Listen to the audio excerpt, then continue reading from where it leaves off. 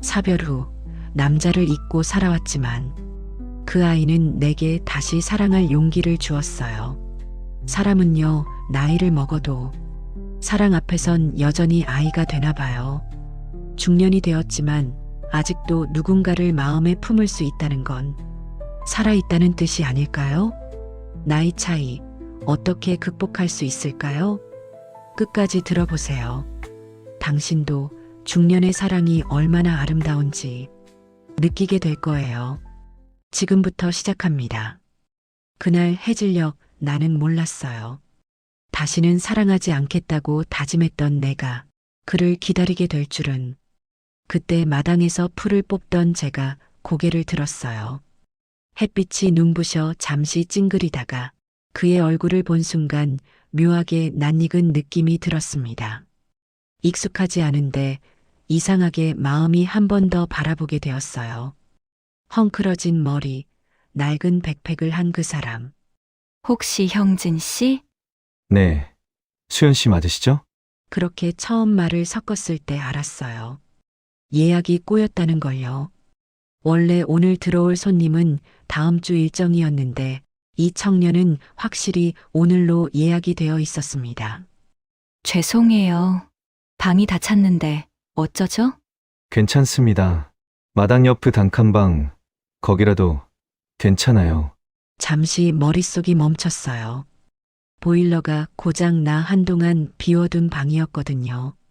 하지만 여름이니 크게 불편하지는 않겠지 싶었습니다. 청소도 안 돼 있는데 괜찮겠어요? 네. 그냥 잠시 쉬다 가는 거라서요. 그렇게 낯선 청년이 오래된 민박의 연못 옆 작은 단칸방에 머물게 됐어요. 햇살이 붉게 등을 덮던 그날, 무언가가 아주 조용히 느리게 시작되고 있었습니다. 그의 눈빛 하나가 나를 오래전 잊었던 설렘으로 데려가고 있었어요. 밤이 깊어지자 개구리 울음이 잦아들고 저는 마루에 앉아 연못을 바라봤어요. 창틀 위에는 말라가는 허브 한 다발과 복숭아 한 상자가 놓여 있었습니다. 달빛이 은은하게 내려앉고 바람이 나뭇잎을 스쳤어요. 그 눈빛이 마음에 박혔어요. 처음 만난 날인데도 낯설다기보다는 이상하게 편안했습니다. 그의 눈에는 나를 비추는 무언가 따뜻한 게 있었어요. 이틀 뒤였어요. 연못가 정자에 앉아 책을 읽는 그를 보았습니다. 햇살이 그의 어깨 위로 흘러내렸고 바람이 페이지를 넘기듯 살짝 흔들었어요. 혼자 있어도 안 외로워요? 그가 고개를 들어 미소 지었어요. 가끔은 외로운 게 더 편해요. 저도 그래요. 짧은 대화였지만 그 말이 제 마음속 깊은 곳에 파문처럼 번졌어요. 잔잔한 연못 위로 돌을 던진 것처럼 그 한마디가 오래도록 울려 퍼졌습니다. 그가 나를 바라보는 시선 속에서 오래 참아왔던 욕망과 설렘이 조용히 살아나고 있었어요. 해질녘이 되자 그의 그림자가 연못 위로 길게 드리워졌어요. 그리고 제 그림자가 마루 끝에 걸려 흔들릴 때마다 이상하게 가슴이 두근거렸어요. 햇살이 물결 위에 비치듯 감정이 스며들고 있었습니다. 어쩌면 이건 시작일지도 몰라요. 그날 해가 지고 나서야 깨달았어요. 누군가의 이름이 바람처럼 내 마음속에 들어와 버렸다는 걸요. 다음 날은 아침부터 햇살이 부드럽게 내리쬐었습니다. 연못 위로 얇은 안개가 피어오르더니 물결 사이로 금빛 고운 반짝임이 퍼졌어요. 새들이 낮게 날며 수면을 스치고 멀리서 들려오는 닭 울음이 아침을 깨웠죠. 민박 마당에서는 늘 그렇듯 제가 일찍 하루를 시작했어요. 빨래를 널고 손님들이 먹을 된장찌개를 끓였어요. 냄비 뚜껑을 여니 구수한 냄새가 부엌 가득 퍼졌습니다. 집 앞 연못가에서 보이는 형진 씨가 아침부터 저를 설레게 했어요. 창문가에 놓아둔 라디오에서는 오래된 노래가 흐르고 있었어요. 가사가 귀에 스며들 때마다 괜히 마음 한구석이 저릿했습니다. 내 마음을 노래하는 것 같았거든요. 형진 씨가 커다란 커피잔을 들고 햇살 아래 책을 읽고 있었지요. 햇빛이 그의 머리칼 사이로 들어와 반짝이고 그 옆에는 마을 할아버지가 던져둔 낚싯대 2개가 비스듬히 서 있었습니다. 조용한 풍경 속에서 바람이 한 장의 페이지를 천천히 넘겼어요. 그 모습을 보고 있자니 괜히 웃음이 났어요. 어쩜 저리 조용히 있는 게 익숙할까? 요즘 젊은 사람들은 늘 휴대폰을 손에 쥐고 있던데 그는 종이책을 천천히 넘기며 마치 시간을 씹어 삼키는 것 같았거든요.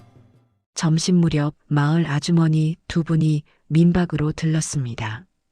김치 몇 포기를 주신다며 보자기를 풀었지요. 수연 씨, 이번 주말에 잔치 있어요. 오랜만에 동네 사람들 다 모여요. 그래요? 뭘 도와드릴까 싶네요. 그냥 얼굴만 내밀어요. 그래야 우리도 좋지요. 아주머니들은 형진 씨를 보고 수군거렸어요. 요즘 총각이랑 정자에 잘 앉아 있더라. 아니에요, 손님이에요. 아이고, 손님이면 어때요? 젊은 피가 들어오면 집 기운이 도는 법이지. 그러고는 깔깔 웃으며 돌아가셨지요. 그 말이 농담인 걸 알면서도 웃어 넘기려 했지만 가슴 한켠이 뜨거워졌어요. 이상하게 심장이 콩 하고 뛰었어요. 내 안에서 서서히 피어나는 열정, 총각인 그가 주는 자유와 욕망이 이렇게 깊게 맞닿을 줄은 몰랐어요. 오후가 되자 저는 연못가로 내려갔어요. 그는 여전히 정자에 앉아 있었습니다. 손에는 그날 아침 보던 책이 들려 있었고 테이블 위엔 미지근하게 식은 커피잔이 놓여 있었어요. 책은 재미있어요? 그가 살짝 웃으며 대답했어요. 글쎄요. 내용보다 이 풍경이 더 집중돼요. 서울에서는 힘들었거든요. 그 말이 나도 모르게 가슴에 들어왔어요. 풍경이라니 그게 혹시 나까지 포함된 걸까? 그런 생각이 들자 얼굴이 살짝 달아올랐어요. 그럼 커피라도 새로 드릴까요? 괜찮아요. 이 향만으로도 충분해요. 그 눈빛이 마음에 박혔어요. 햇살이 그의 뺨에 스며들고 바람이 머리카락을 흩날렸어요. 그 순간 이상하게 연못의 물결까지 그를 따라 미세하게 흔들리는 것 같았습니다. 심장이 이렇게 두근거리는 건 오랜만이에요. 이건 단순한 설렘이 아니에요. 오래 참아온 욕망이 눈을 뜬 순간 같았어요. 저녁이 되자 노을빛이 정자 위로 내려앉았어요. 붉은 하늘이 연못에 비치고 그 위로 잠자리들이 낮게 떠돌았어요. 바람결에 민박의 풍경 소리가 은은하게 울렸어요. 땡. 그 소리가 파도처럼 마음에 번졌습니다. 수연 씨, 이 연못은 이름이 있어요?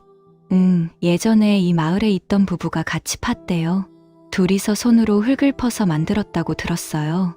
그래서 마을 사람들은 사랑 연못이라 부르기도 했죠. 그가 천천히 고개를 끄덕였어요. 그럼 이곳에 머무는 사람들도 사랑하게 되겠네요. 그 한마디에 숨이 멈췄어요. 왜 이렇게 심장이 시끄러운 걸까?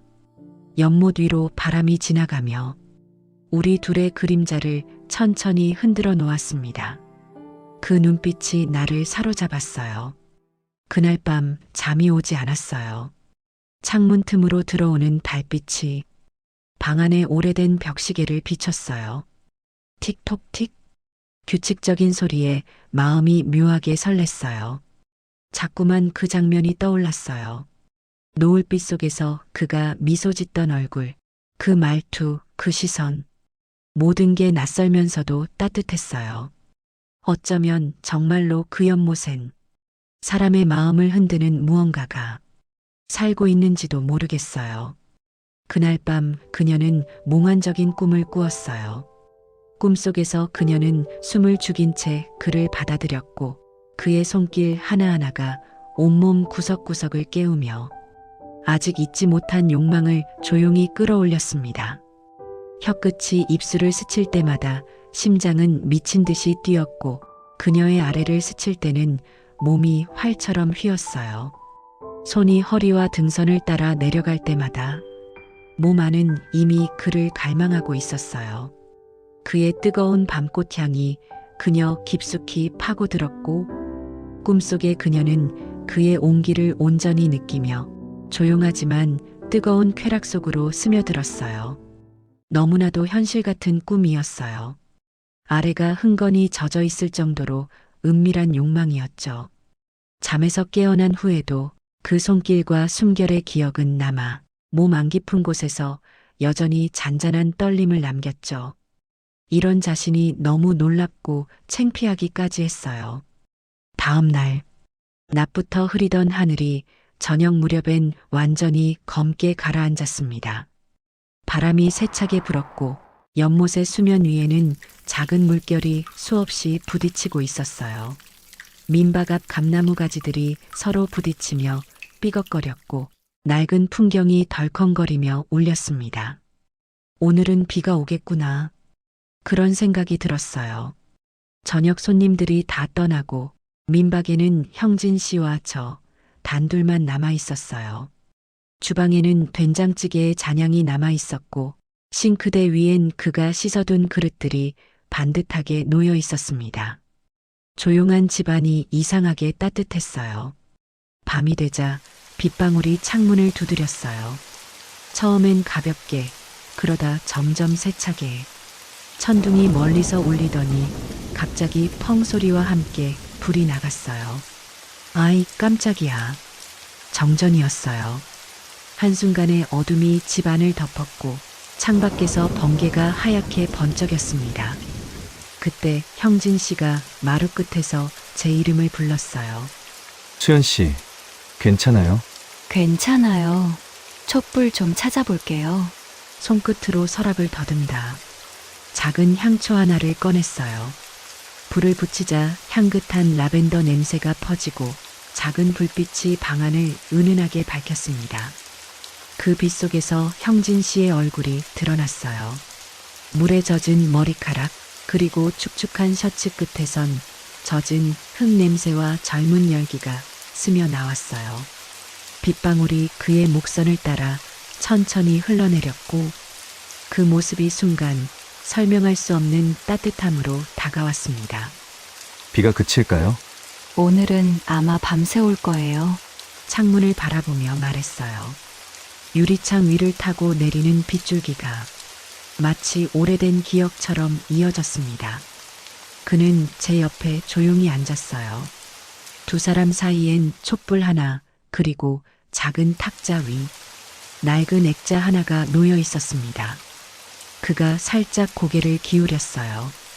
이 사진, 가족이세요? 사진 속에는 젊은 시절의 제가 한 남자와 나란히 서 있었어요. 둘 다 웃고 있었지만 그 웃음은 이제 기억 속에서만 남아있는 그림이었지요. 남편이었어요. 오래전에 세상을 떠났어요. 몇 년이 지났지만 그날의 비와 함께 기억도 되살아나네요. 말을 꺼내는 순간 가슴 한쪽이 쿡 하고 아파왔어요. 그런 생각이 들었어요. 아직도 이렇게 말하는 게 쉽지 않구나. 미안해요. 괜한 걸 물었네요. 그가 조용히 말하며 탁자 위에 놓인 제 손등을 살짝 덮었어요. 놀랐지만 손을 빼지 못했어요. 그 온기가 너무 다정해서요. 오래 잠들어 있던 감각이 천천히 깨어났어요. 마음속 깊은 곳까지 전해지는 짜릿한 느낌이었어요. 괜찮아요. 이제는 괜찮아요. 그렇게 말하면서도 목소리가 조금 떨렸어요. 바깥에서는 여전히 비가 쏟아지고 있었어요. 창밖의 연못이 어둠 속에서 반짝였고 번개가 칠 때마다 수면 위로 흰 빛이 번졌어요. 그때마다 형진 씨의 눈동자에도 잠시 하얀 불빛이 스쳤습니다. 사람이요. 그가 천천히 말했어요.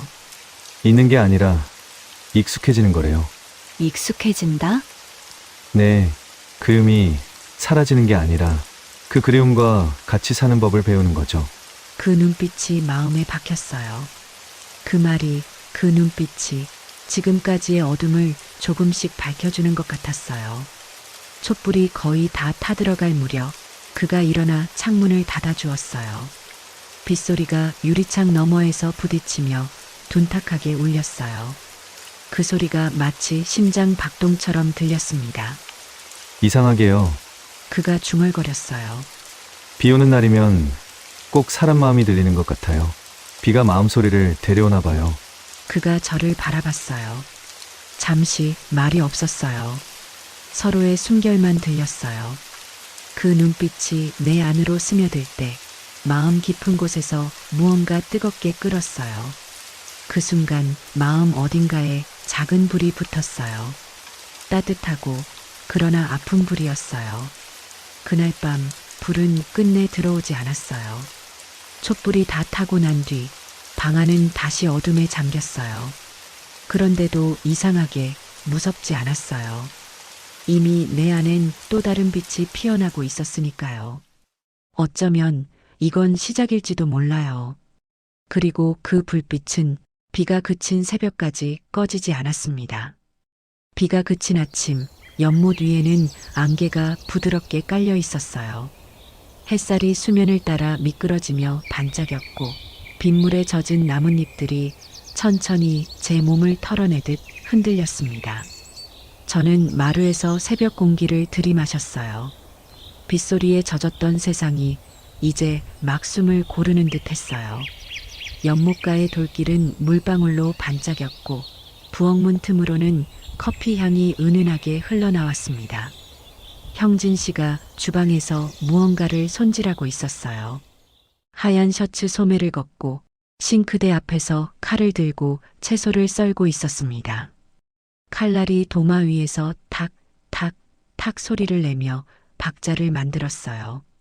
그 박자가 주방의 공기와 섞여 이상하게 편안했어요.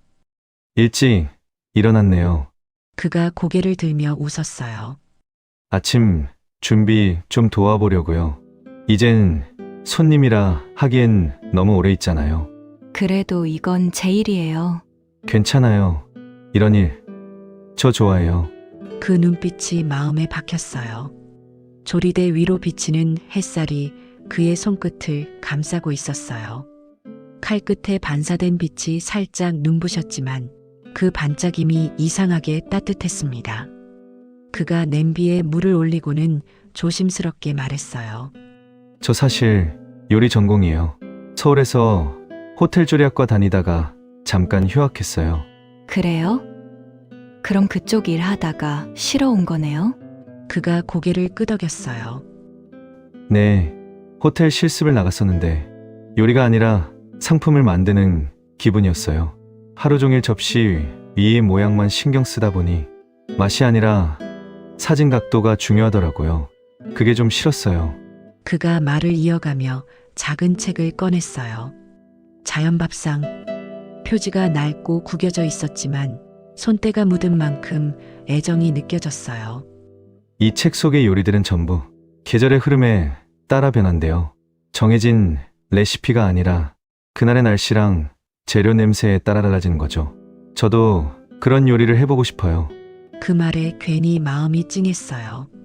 그런 생각이 들었어요. 저 아이는 요리를 배우러 온 게 아니라 사람의 마음을 다시 배우러 온 걸지도 모르겠다고요. 점심 준비를 같이 하기로 했어요. 저는 된장과 들기름을 꺼냈고 형진 씨는 냉장고에서 남은 채소를 꺼냈어요. 감자, 애호박, 표고버섯, 그리고 며칠 전 마을 아주머니가 주고 간 부추 한 줌. 그가 칼로 감자를 자르던 순간 제 손등이 그 손끝에 스쳤어요. 순간 짧은 정전기처럼 가슴이 뛰었어요. 미안해요. 괜찮아요. 그는 아무렇지 않게 웃었지만 저는 손끝이 뜨겁게 달아오르는 걸 숨길 수 없었어요. 칼질 소리와 함께 심장 소리도 점점 커졌습니다. 국물이 끓기 시작하자 주방이 김으로 가득 찼어요. 창문은 습기로 뿌옇게 흐려졌고 냄비 뚜껑 사이로 보글보글 끓는 소리가 들렸어요. 그 사이로 들기름 향이 퍼져나왔어요. 형진 씨가 숟가락으로 국물을 떠서 제게 내밀었어요. 맛 좀 봐주세요. 뜨거운 김이 얼굴에 닿았어요. 조심스레 한 입 머금었어요. 순한 된장 맛 사이로 미묘하게 다른 온기가 느껴졌어요. 이상하네요. 왜요? 내가 끓인 된장국인데 당신 손이 들어가니까 더 따뜻해요. 그가 웃었어요. 그 웃음이 부엌의 김 사이로 번졌어요. 마치 불빛처럼 은은하게 흔들렸어요. 저녁이 되자 우리는 연못가 마루에 작은 상을 내왔어요. 된장국, 부추전, 가지볶음, 그리고 형진 씨가 만든 달걀말이. 노을빛이 반찬 위로 내려앉고 풍경 소리가 멀리서 울렸어요. 오늘은 내가 만든 밥상이에요. 그래요. 참 잘했어요. 같은 밥상 앞에서 마주 앉은 두 사람, 그저 밥을 나누는 건데 왠지 마음까지 나누는 느낌이 들었어요. 이 집에서 이런 밥을 먹으니까 서울에서는 못 느꼈던 게 느껴져요. 뭐가요? 사람 냄새요. 그동안은 음식에 사람의 마음이 들어간다는 걸 잊고 살았던 것 같아요. 그 말에 저는 잠시 숟가락을 내려놓았어요. 바람이 불어와 연못의 수면을 흔들고 우리의 그림자가 함께 물 위로 번졌어요. 어쩌면 이건 시작일지도 몰라요. 그날의 밥상 위엔 따뜻한 밥 냄새와 함께 아주 작은 사랑의 불빛이 피어나고 있었어요. 그날은 아침부터 하늘이 눅눅했어요. 햇빛은 구름 뒤에 숨어 있었고 바람은 낮게 깔려 있었어요. 주방에서는 형진 씨가 저녁 준비를 하고 있었어요. 그는 마치 매일의 의식처럼 부엌 한쪽에서 야채를 다듬고 국자 대신 나무 주걱을 손에 쥐고 있었지요. 라디오에선 옛 노래가 흘러나왔어요. 저는 가사를 따라 흥을거렸어요.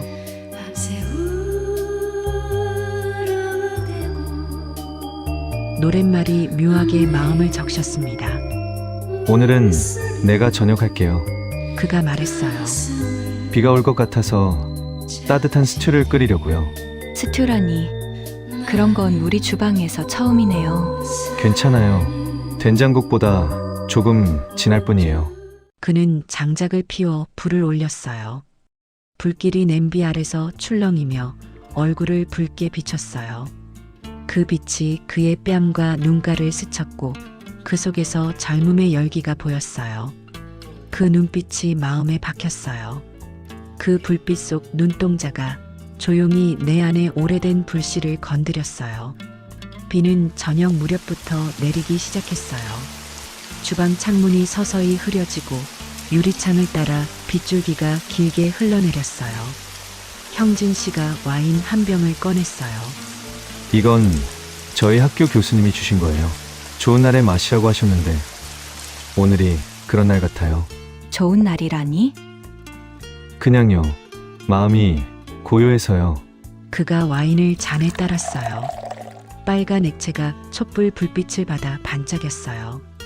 그 향이 부엌 가득 퍼졌고 그 속엔 익은 과일 냄새와 은근한 온기가 섞여 있었어요. 우리는 마루로 자리를 옮겼어요. 비가 내리는 연못가를 바라보며 잔을 부딪혔어요. 이 집 덕분에 많이 좋아졌어요. 그래요? 네, 서울에선 늘 뭔가를 증명해야 했는데 여긴 그럴 필요가 없어요. 그가 제 눈을 바라봤어요. 말없이 오랫동안. 그 시선이 너무 깊어서 피할 수 없었어요. 수연 씨, 네. 전 여기서 사람을 다시 배웠어요. 그리고 그 사람이 바로 수연 씨예요. 순간 가슴이 쿵하고 내려앉았어요. 바깥에서 천둥이 울리고 촛불이 바람에 흔들렸어요. 그런 말 하지 마요. 왜요? 우린 나이도 세상도 달라요. 난 그런 감정. 이젠 사치예요. 사치가 아니라 진심이에요. 그가 조용히 말했어요. 그 목소리가 비와 함께 내 안으로 스며들었어요. 왜 이렇게 심장이 시끄러운 걸까? 나는 고개를 숙였어요. 촛불이 떨리며 탁자 위의 그림자를 흔들었어요. 형진 씨, 네, 지금은 그냥 이대로만 있어요. 이 집처럼, 이 공기처럼 그 이상은 안 돼요. 그는 아무 말 없이 잔을 들었어요. 입술이 와인빛으로 물들었고 그 빛이 내 눈앞에서 천천히 흔들렸어요. 비가 거세게 내렸어요. 번개가 연못을 가르고 천둥이 집 지붕을 울렸어요. 나는 자리에서 일어나 문 쪽으로 향했어요. 그의 시선이 따라왔어요. 그런 생각이 들었어요. 지금 이 방을 나가지 않으면 돌아갈 수 없을 것 같았어요. 그럼 좋은 밤 보내요. 그 말만 남기고 나는 방으로 들어왔어요. 문을 닫는 순간 심장이 미친 듯 뛰었어요. 촛불의 잔향이 아직 남아 있었어요. 창문 틈으로 들어오는 바람이 커튼을 흔들었어요. 그리고 그 바람 속엔 형진 씨의 목소리가 아직 남아 있었어요. 어쩌면 나도 그 말을 기다렸는지도 몰라요. 그날 밤 연못 위에는 비가 쏟아지고 있었고 나는 이불 속에서 그의 눈빛을 수없이 떠올렸어요. 아침이 되자 연못가엔 안개가 내려앉았어요. 그가 없었어요. 책상 위엔 작은 쪽지가 놓여 있었습니다. 수연 씨, 제가 만든 음식에는 언제나 당신의 냄새가 났어요. 그게 무슨 뜻인지 이제 알겠어요. 그 순간 가슴 깊은 곳에서 무언가 무너져 내렸어요. 밖에선 아직도 빗방울이 떨어지고 있었어요. 그 소리가 꼭 내 마음의 잔향 같았어요. 아침 공기가 유난히 차가웠어요. 밤새 내리던 비는 그쳤지만 연못 위에는 아직 하얀 안개가 내려앉아 있었습니다. 방 안은 조용했어요. 불을 꺼둔 스탠드 위로 먼지가 떠다니고 탁자 위엔 와인잔 2개가 그대로 남아 있었어요. 잔 밑에는 말라붙은 자국이 둥그렇게 남았지요. 그게 꼭 우리의 마지막 대화 자국 같았어요. 형진 씨는 보이지 않았어요. 주방도 마당도 연못가도 그의 발소리가 들리던 그 길목에는 이제 바람만 살짝 스치고 있었습니다. 그런 생각이 들었어요. 정말 떠난 걸까? 식탁 위에 작은 봉투 하나가 놓여 있었어요. 하얀 봉투, 수연 씨 앞으로 펜 끝이 눌린 흔적이 있고 잉크가 약간 번져 있었어요. 아마도 급히 썼겠지요. 수연 씨, 어젯밤엔 죄송했어요. 제가 너무 서두른 것 같아요. 그런데도 마음은 멈출 수 없었어요. 그래서 조금은 떨어져 보려 합니다. 혹시라도 이 편지가 닿는다면 그때는 부디 행복해 주세요. 짧은 문장이었지만 단어 하나하나가 손끝을 베는 듯 했어요. 그 눈빛이 마음에 박혔어요. 그의 글씨, 그 온기. 지금은 없지만 종이 위에 남은 체온이 느껴졌어요. 연못가로 내려갔어요. 이른 햇살이 아직 구름 속에 묻혀 있었고 물 위엔 낙엽이 떠 있었어요. 정자 난간에는 누군가 꽂아둔 또 다른 편지 한 장이 바람에 흔들리고 있었어요. 이곳에서의 시간은 요리보다 따뜻했어요. 짧은 문장이었지만 그 안엔 모든 게 담겨 있었어요. 그가 만든 국물의 향, 그가 웃던 얼굴, 그리고 그 불빛 아래 2개의 그릇. 그는 사라졌지만 마음 한구석은 여전히 그의 이름을 품고 있었습니다. 그 장면이 머릿속에서 수없이 반복됐어요. 마루로 돌아와 앉았어요. 주방엔 아직 그가 쓰던 칼이 남아 있었고 싱크대 위엔 그가 씻어둔 컵이 말라 있었어요. 하얀 접시에는 밤사이 떨어진 감잎 하나가 붙어 있었지요. 자꾸만 그 장면이 떠올랐어요. 촛불 아래에서 마주본 그의 눈빛. 전 그 사람이 바로 수연 씨예요. 그 말을 들었을 때의 심장 소리. 이제 그 모든 게 기억 속으로 가라앉고 있었어요. 물속으로 천천히 가라앉는 잎처럼. 해가 저물기 시작했어요. 노을빛이 연못을 붉게 물들였고 그 위에 외롭게 떠있는 한 장의 편지만 바람에 흔들렸어요. 형진 씨 정말 떠난 걸까? 그냥 내 마음을 들키기 싫어 감추었을 뿐인데 남자들은 여자들의 언어를 너무 몰라요. 여자들은 가끔 마음과 반대로 이야기하거든요. 저는 조용히 속삭였어요. 형진 씨, 당신은 잘 있나요? 그 목소리가 물결에 섞여 작게 번졌어요. 그리고 그 순간 연못 위로 바람 한 줄기가 스쳤어요. 그 바람 속에서 짧게, 아주 짧게 그의 목소리가 들린 것 같았어요. 어쩌면 이건 끝이 아니라 기다림일지도 몰라요. 그날 밤 민박에는 불이 꺼지지 않았어요. 주방 불빛이 새벽까지 은은히 남아 있었어요. 그리고 그 불빛 너머 어딘가 연못 건너편 작은 오두막 창에도 희미한 불빛이 깜빡이고 있었습니다. 하지만 수연은 몰랐어요. 그곳에 형진이 아직 머물고 있다는 걸. 단지 세상과 그녀의 마음을 잠시 멀찍이서 바라보고 있다는 걸. 시간이 흘렀어요.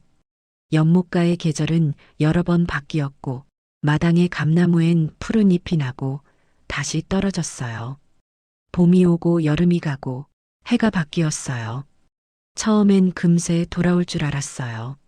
며칠, 아니 길어야 한두 달이면 그가 다시 그 마당을 걸어올 거라 믿었지요. 그가 마지막으로 사용하던 머그잔을 치우지 않았어요. 싱크대 옆에 그대로 뒀어요. 빗물이 새어들던 창틀에 그의 이름이 남은 먼지를 몇 번이고 손끝으로 쓸었어요. 그런 생각이 들었어요. 어쩌면 기다림이 내 일상이 되어버린 것 같다고요. 아침마다 연못가에 나갔어요. 이슬이 맺힌 풀잎 위로 햇살이 떨어지고 물 위엔 잠자리들이 가볍게 날았어요. 그 풍경이 여전히 아름다웠지만 이제 그 속에 함께 서 있던 사람이 없었어요. 하루가 느리게 흘렀어요. 방을 청소하고 밥을 지으며 빈 주방에서 냄비 뚜껑을 열 때마다 그의 웃음소리가 들리는 듯 했어요. 밤이 되면 마루에 앉아 연못을 봤어요. 바람이 지나갈 때마다 수면이 흔들리고 그 물결 속에 지난 여름의 그림자가 비쳤어요. 형진 씨, 오늘도 잘 있었어요? 혼잣말처럼 흘러나오는 목소리가 공기 속으로 스며들었어요. 한 달이 지나고 또 한 계절이 바뀌었어요. 마을 사람들은 여전히 농사와 잔치로 분주했지만 저는 점점 말수가 줄었어요. 가끔 아주머니들이 물었어요. 그 총각은 언제 다시 와요? 저는 그저 웃으며 대답했어요. 몰라요. 그 친구는 바쁜가 봐요. 하지만 속으로는 알고 있었어요. 그가 떠난 건 단순한 여행이 아니라 내 삶에서의 이별이었다는 걸. 그런데도 이상하게 아침마다 문을 열 때면 혹시 오늘쯤 돌아오지 않을까 하는 생각이 어김없이 들었어요. 형진 씨, 보고 싶어요.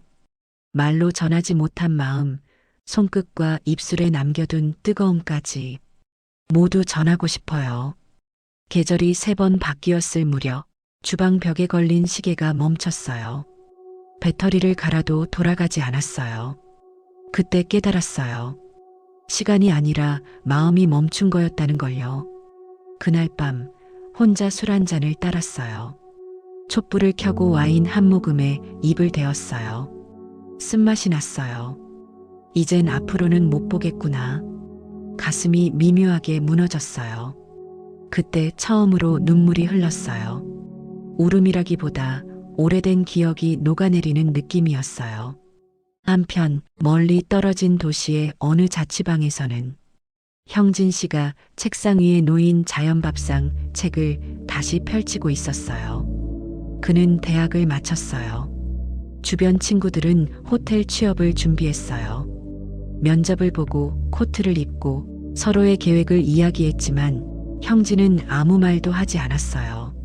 창밖에는 도심의 불빛이 번쩍였지만 그 불빛이 이상하게 차갑게 느껴졌어요. 책의 한 구절이 눈에 들어왔어요. 진짜 요리는 흙의 냄새가 손끝에 남는 요리다. 그런 생각이 들었어요. 내가 요리를 처음 좋아하게 된 이유, 그건 화려한 접시가 아니라 사람의 마음을 움직이는 밥상이었구나. 그는 노트를 덮었어요. 그리고 조용히 결심했어요. 호텔 제안을 거절하고 다시 길을 떠나기로 했어요. 자연 밥상을 따라 각지의 산과 바다, 작은 마을을 돌며 새로운 요리의 온기를 찾기로, 어쩌면 그 길의 끝엔 다시 그 연못이 있을지도 모른다는 생각이 가슴 한켠에서 작게 피어났어요. 연못과 민박은 여전히 그 자리에 있었어요. 감나무는 다시 꽃을 피우고 있었고 밤이면 개구리 울음이 들렸어요. 그리고 주방 한켠엔 누군가 돌아오기를 기다리며 하얀 그릇 2개가 가지런히 놓여 있었습니다. 어쩌면 이건 끝이 아니라 아직 끝나지 않은 계절일지도 몰라요. 어느 날 행사장은 산 아래 넓은 공터에 자리 잡고 있었어요. 자연밥상 경연대회라는 현수막이 바람에 펄럭였습니다. 천막 사이로 사람들의 웃음소리, 불 피우는 냄새, 나무젓가락 부딪히는 소리들이 얽혀 있었어요. 무대 위엔 커다란 나무 간판이 걸려 있었어요. 첨가물, 설탕, 화학 조미료 일절 금지. 오직 자연에서 얻은 재료로만. 그 문구가 행사장을 채우는 공기처럼 진하게 퍼져 있었지요. 수연은 한쪽 구석의 나무 조리대 앞에 서 있었어요. 도자기 항아리 뚜껑을 천천히 열자 10년 넘게 숙성된 된장의 깊은 향이 퍼졌어요. 그 향은 단숨에 주변 참가자들의 시선을 붙잡았어요. 된장으로 국물의 깊은 베이스를 잡고 직접 말린 시래기와 들깨가루를 풀어 넣었어요. 양념장은 설탕 한 톨 없이 엿기름을 오래 고아 만든 조청으로 은은한 단맛을 더했어요. 각종 나물에는 수연이 사는 마을밭에서 직접 재배한 참깨와 들깨의 고소한 향을 가득 담아냈어요. 고기 양념엔 감태즙을 조금 풀었어요. 짠맛이 아니라 시간의 무게로 간을 했어요. 그녀의 밥상은 화려하지 않았지만 냄비에서 피어오르는 김은 이상하게 따뜻했어요. 그런 생각이 들었어요. 이 냄새는 기다림의 냄새구나. 그가 떠난 지 벌써 몇 해째 이 손으로만 마음을 달래왔지요. 행사장 반대편 다른 조리대 앞에서는 또 다른 향이 피어올랐어요. 사냐초와 발효액, 천연식초의 묘한 냄새, 도라지, 고추잎, 오미자잎, 엉겅퀴, 솔잎. 그 재료들이 가지런히 놓여 있었어요. 그 손끝의 주인공은 형진 씨였어요. 그는 도시의 레스토랑 대신 산과 들을 돌며 재료를 익힌 사람이 되어 있었어요. 도라지 조청으로 단맛을 내고 솔잎즙으로 향을 더하고 천연식초 한 방울로 맛을 완성했어요. 그가 만들고 있는 음식은 몸을 낫게 하는 밥상, 마음이 편안해지는 약밥상이었어요. 그가 국자를 내려놓으며 잠시 고개를 들었을 때 바람이 스쳤어요. 그리고 그 바람 너머 그리운 얼굴이 눈에 들어왔어요. 가슴 깊이 묘한 울림이 올라왔어요. 그녀였습니다. 그토록 오래 마음속에서만 끓이던 이름. 결선 무대에서 사회자가 말했어요. 마지막 2 참가자입니다. 전통 발효식으로 세월의 맛을 담은 수연님, 사냐초 발효와 천연식초로 치유의 밥상을 선보인 형진님. 2 사람의 이름이 동시에 불렸어요. 그 순간 모든 소리가 사라졌어요. 청중의 박수도 조리대에 불타는 소리도 단 한 줄기 바람으로 변해버린 듯 했어요. 수연이 고개를 들었어요. 조명 너머로 낯익은 얼굴이 있었어요. 햇빛 아래 여전히 따뜻한 눈빛. 잠시 머릿속이 멈췄어요. 그럴 리가 없다고 생각했어요. 하지만 그가 미소를 지었어요. 그 미소는 시간도 세월도 무너뜨려 버렸어요. 형진 씨, 오랜만이에요. 수연 씨? 그의 목소리가 너무 익숙해서 눈물이 맺혔어요. 심사위원들은 2 사람의 요리를 맛봤어요. 수연의 된장국은 세월의 깊이가 담긴 기억의 맛, 형진의 사냐초 반찬들은 몸과 마음을 치유하는 회복의 맛. 이라고 평했어요. 그들은 우열을 가리기 힘들다고 했어요. 결선 결과는 중요하지 않았어요. 그들은 이미 서로의 눈빛 속에서 모든 상을 받아버린 듯 했어요. 행사장이 서서히 조용해지고 사람들이 하나둘 자리를 떠났어요. 햇빛이 낮게 기울며 두 사람의 그림자를 길게 느렸어요. 형진이 다가와 조용히 말했어요. 그대 못했던 말을 이제 할 수 있을까요? 제가 다시 돌아온 이유는 요리를 잊지 않기 위해서가 아니라 그 사람을 잊지 못해서 돌아왔어요. 당신을 잊지 못해서였어요.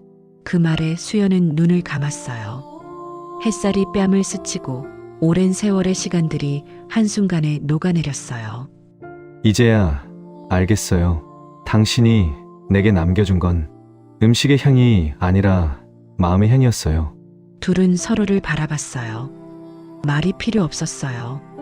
그저 기다림의 시간들이 두 사람 사이로 천천히 스며들었어요.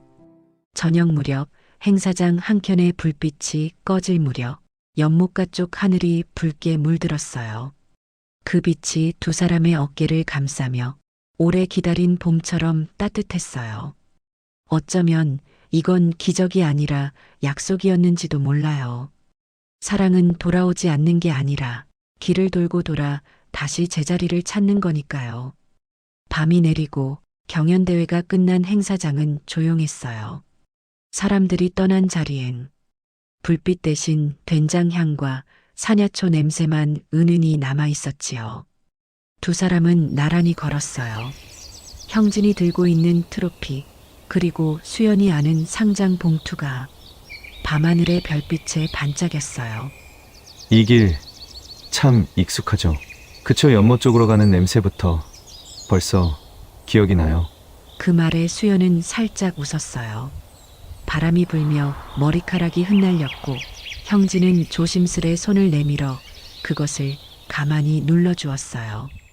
그 손길은 오래된 약속처럼 따뜻했어요. 민박집 문을 열자 낯익은 냄새가 반겨왔어요. 목재향, 오래된 책의 냄새, 그리고 부엌에 남은 된장의 구수한 향기. 수연은 주방으로 들어가 벽장 깊숙한 곳에서 도자기 병 하나를 꺼냈어요. 이건 언제 담근 거예요? 그때요. 당신이 떠나고 얼마 안 됐을 때 언젠간 돌아오면 같이 마시려고. 돌배주예요. 돌배에서 형진 씨 냄새가 났거든요. 그랬군요. 그녀는 손끝으로 병의 먼지를 털고 조심스레 뚜껑을 열었어요. 톡! 작은 소리와 함께 진한 향이 밤 공기를 갈랐어요. 형진이 코끝을 스쳤어요. 와, 이 냄새 세월이 들어있네요. 오래 기다렸으니까요. 두 사람은 작은 잔에 돌배주를 나누어 따랐어요. 달콤하면서도 씁쓸한 향, 입안에 퍼지는 숙성의 온기. 그건 마치 지난 시간의 모든 눈물과 기다림이 한 모금에 녹아내리는 맛이었어요. 그동안 혼자였죠? 응. 근데 이제 혼자는 아니네요. 그 눈빛이 마음에 박혔어요. 그 말 한마디에 모든 세월이 녹아내렸어요. 다시는 말없이 떠나면 안 되는 것 알죠? 네. 며칠 후 민박집은 새 이름을 달게 되었어요. 자연치유원. 현판을 새로 달았습니다. 연못과 숲, 바람과 흙이 함께 살아 숨쉬는 공간. 이곳에서 두 사람은 몸과 마음이 지친 이들에게 밥 한 끼, 차 한 잔으로 위로를 건네기 시작했어요. 형진은 사냐초를 다듬고 수연은 발효장과 된장을 손질했어요. 주방의 불빛이 노랗게 비칠 때마다 두 사람의 그림자가 벽에 나란히 겹쳤어요. 그 모습이 마치 오래된 부부 같기도, 같은 길을 걷는 나무의 그림자 같기도 했어요. 민박의 벽에는 자연밥상 경연대회의 공동 우승 상패와 상장이 걸려 있었어요. 방문하는 사람들은 그 앞에서 늘 발걸음을 멈췄어요. 그리고 물었지요. 이 상은 어떤 이야기인가요? 수연은 미소를 지으며 대답했어요. 그건요, 기다림이 만든 상이에요. 형진이 덧붙였어요. 그리고 사랑이 완성한 요리이기도 하고요. 그 말을 들은 사람들은 괜히 웃으며 상패를 바라보았어요. 그날의 향과 온기가 전해지는 듯 했지요. 입소문은 빠르게 퍼졌어요. 연못가의 민박이 자연치유원으로 바뀌었대. 그 부부가 해주는 밥 한 끼를 먹으면 마음이 편해진대. 그 연못에서 고백한 연인들은 다 결혼했대. 그렇게 마을 사람들은 그 연못을 커플 연못이라 부르기 시작했어요. 밤이면 연못 위에 불빛이 떠 있었어요. 그 빛은 예전처럼 흔들리지 않았어요. 이젠 바람이 불어도 꺼지지 않는 두 사람이 함께 지키는 등불이었어요. 늦은 밤 수연은 마루에 앉아 조용히 속삭였어요. 이제야 진짜 봄이 온 것 같아요. 형진이 그 옆에 앉아 웃었어요. 우리 밥상에도 봄이 피었네요. 그때 알 수 있었어요. 기다림이 헛되지 않았다는 걸. 사랑은 떠나는 게 아니라 돌아올 곳을 만드는 일이라는 걸요. 연못 위에 별빛이 반짝였어요. 그 빛은 물결 위에서 서로 부딪히며 하나의 큰 별로 번졌어요. 그리고 그렇게 해질녘 연못가에서의 두 사람은 서로의 기다림 끝에서 새로운 계절을 함께 맞이했어요. 봄밤의 공기가 부드러웠어요. 연못 가장자리에 버드나무 잎이 바람에 스치며 흔들리고 물결 위엔 달빛이 흩어져 부서졌습니다. 어느 날 마을회관 앞엔 웃음소리가 가득했지요. 자연치유원 덕분에 우리 마을이 다시 살았어. 된장도 참깨도 들깨도 전부 날개가 달렸지 뭐야. 마을 어르신들이 잔을 부딪히며 웃었어요. 누군가는 수연의 손을 잡고 말했어요. 이건 다 선생님 덕분이에요. 정말 고맙소. 형진은 멋쩍게 고개를 숙이며 웃었지요. 두 사람 앞에는 마을에서 준비한 공로패가 놓여 있었어요. 작고 단정한 나무패 한 장, 그 위엔 손으로 새긴 글귀가 있었어요. 자연의 맛으로 사람의 마음을 살린 두 사람에게 박수와 환호 속에서 두 사람은 나란히 서 있었어요. 누군가 결혼식 한번 해야지 하고 외쳤고 사람들의 장난스런 환호에 수연은 얼굴을 붉히며 고개를 숙였어요. 형진은 그 손을 잡았어요. 그럼 이 자리에서 우리 약속할까요? 그 말에 박수가 터졌어요. 밤이 내려앉자 사람들은 하나둘 돌아갔어요. 자연치유원엔 잔잔한 불빛만 남아 있었지요. 창문에는 등불이 흔들리고 바람은 조용히 문턱을 스쳤습니다. 오늘 참 이상한 하루네요. 왜요? 그동안의 시간이 다 이 밤으로 이어진 것 같아요. 두 사람은 마루 끝에 앉아 달빛을 바라봤어요. 멀리 연못에서 개구리 울음이 들렸어요. 형진은 조심스레 손을 내밀어 수연의 손등을 감쌌어요. 그 손끝이 미세하게 떨렸어요. 그 눈빛이 마음에 박혔어요. 말은 없었지만 서로의 마음이 전해졌어요. 방 안엔 은은한 향이 퍼지고 있었어요. 새로 개봉한 돌배주의 잔향이었지요. 달콤하고 묵직한 냄새가 공기를 데웠어요. 수연은 촛불을 켰어요. 불빛이 벽에 부드럽게 흔들렸습니다. 그 빛이 형진의 얼굴을 따라 흘러내리고 두 사람의 그림자가 천천히 하나로 겹쳐졌어요. 바깥에서는 바람이 연못 위를 스쳤어요. 살랑이는 물결이 달빛을 받아 작은 별처럼 깜빡였지요. 그날 밤 그 울림은 말보다 깊었어요. 손끝의 떨림이 서로의 숨결을 불렀고 오래 닫혀있던 마음의 문이 조용히 열렸어요. 창문 틈으로 들어온 바람이 촛불을 흔들다 이내 꺼졌어요. 남은 건 두 사람의 숨소리 그리고 따뜻한 체온이었어요. 내 안에서 서서히 번지는 뜨거움, 이건 단순한 설렘이 아니었어요. 오래 묵은 욕망이 깨어나는 순간인 것 같았어요. 밖에선 빗방울처럼 고요한 새소리가 들렸어요. 밤하늘은 별빛으로 가득했고 연못 위엔 두 개의 그림자가 나란히 비쳤습니다. 어쩌면 사랑은 이렇게 완성되는지도 몰라요.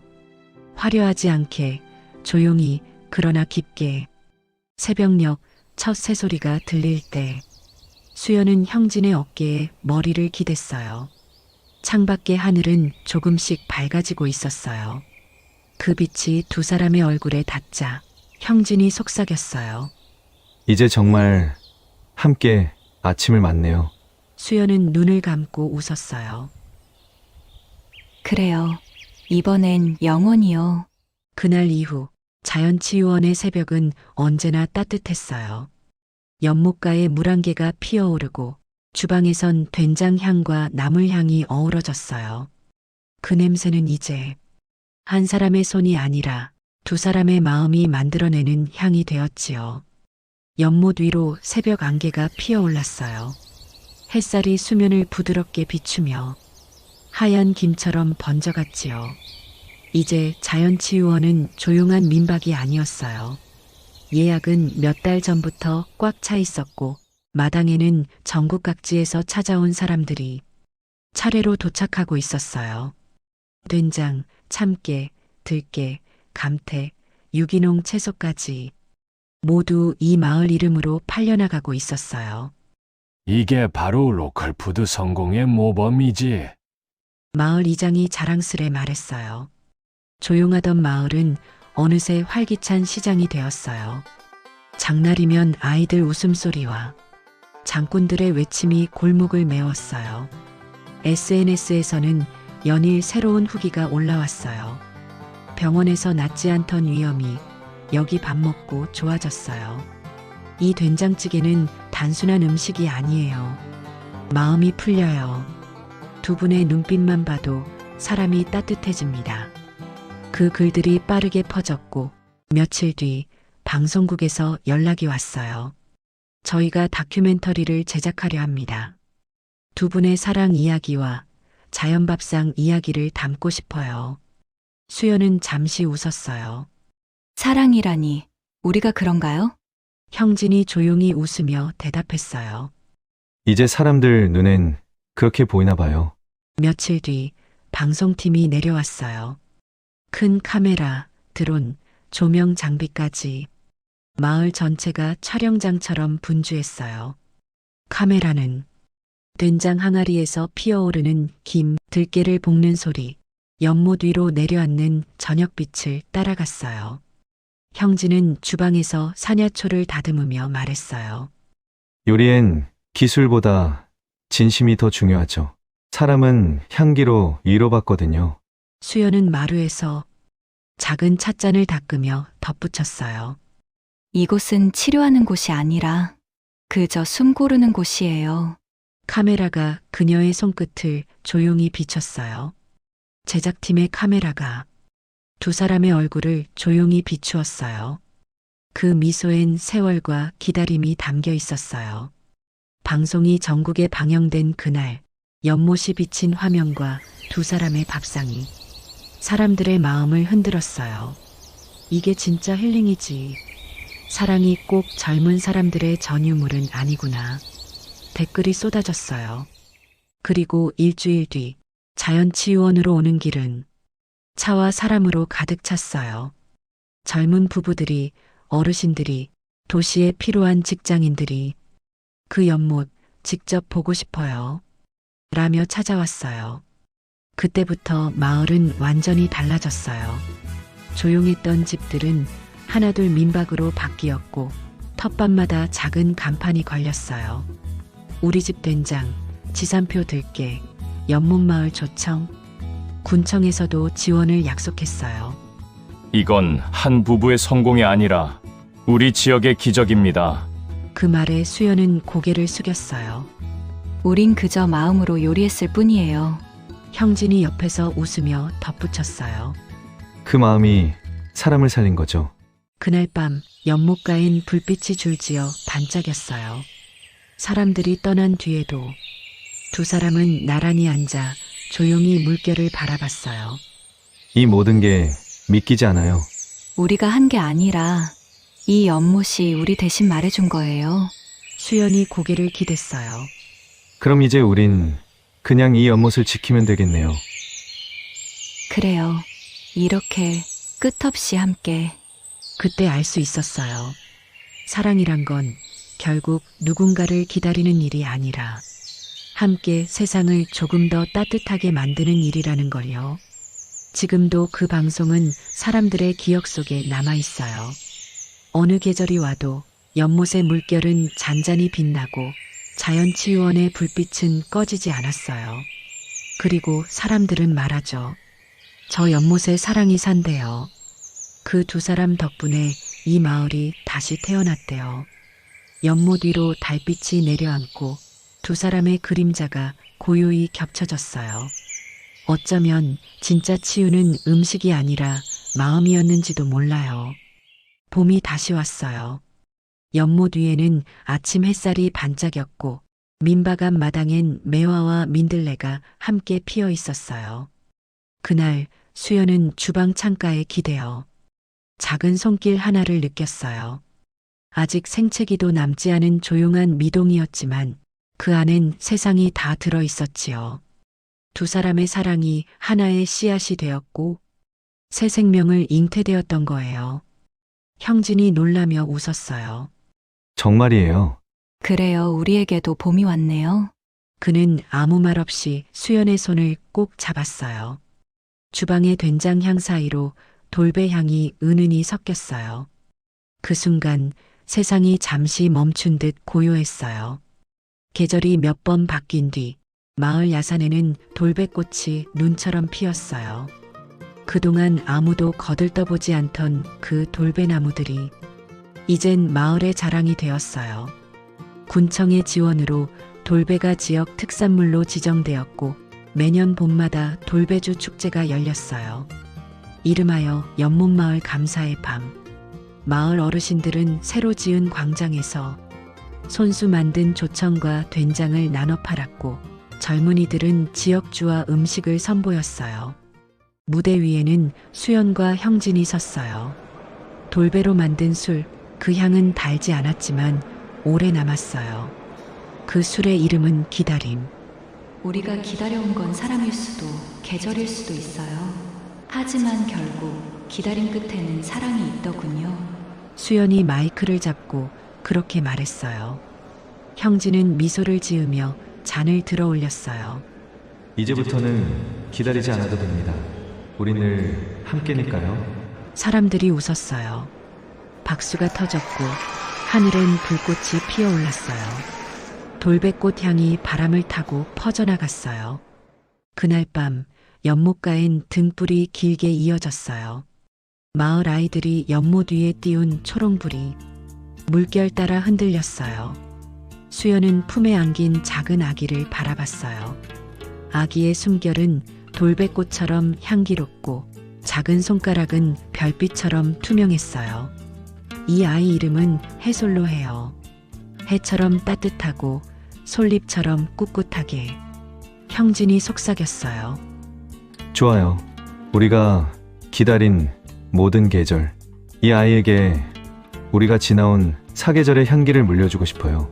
밤이 깊어가고 연못 위엔 달빛이 고요히 내려앉았어요. 멀리서 들려오는 잔잔한 노랫소리 그리고 웃음소리들이 뒤섞였어요. 수연은 형진의 어깨에 기대며 속삭였어요. 우리 이야기 정말 길었네요. 그래도 아직 끝나진 않았어요. 그럼 이건 뭐예요? 이건 새로운 시작이죠. 그 말에 수연은 미소 지었어요. 연못가에 퍼지는 돌배향 사이로 아이의 숨결이 함께 섞여 있었어요. 다음 날 아침 자연치유원의 주방에선 된장국이 다시 끓고 있었어요. 들깨 냄새, 나물 냄새, 그리고 아기 웃음소리가 함께 어우러졌어요. 그 소리가 민박의 벽을 넘어 마을로, 산으로, 하늘로 퍼져나갔어요. 그때 알 수 있었어요. 진짜 치유는 음식이 아니라 사람이 사람을 믿는 그 마음이라는 걸요. 연못가에 서 있던 이장은 말했어요. 이제 이 마을엔 사랑이 사는 집이 하나 더 생겼어. 형진은 웃으며 대답했어요. 아니에요. 이젠 사랑이 마을 전체에 살고 있죠. 봄이 지나 여름이 오면 돌배꽃은 떨어지고 열매가 맺혀요. 그 열매로 담근 술은 해마다 감사의 밤에 다시 나누어지지요. 그 술 한 잔에 사람들은 여전히 그 두 사람의 이야기를 기억합니다. 연못가의 달빛 아래 서로의 이름을 부르던 두 사람. 그들의 사랑은 이제 하나의 계절, 하나의 마을, 그리고 하나의 생명으로 이어졌어요. 어쩌면 진짜 행복은 누군가와 함께 늙어가는 게 아니라 같은 마음으로 내일을 맞는 일인지도 몰라요. 연못 위의 물결이 잔잔히 흔들렸고 아이의 웃음이 그 위로 번졌어요. 그리고 그렇게 해질녘 연못가에서의 계절은 끝나지 않은 봄으로 남았어요. 그들의 연못가에서 피어난 사랑 이야기는 끝났지만 또 다른 이야기는 지금 막 피어나고 있습니다. 비밀의 정원 15번째 이야기. 빨래줄 아래 이모와의 사랑이라는 내용의 빨래줄 아래 숨겨진 진심으로 다시 만날 거예요. 가장 먼저 보시려면 구독과 좋아요 잊지 마세요. 사랑은 나이도 세대도 넘어 그저 마음이 닿는 순간 피어나는 것. 오늘도 여러분의 하루에 작은 따뜻함이 머물길 바랍니다. 감사합니다.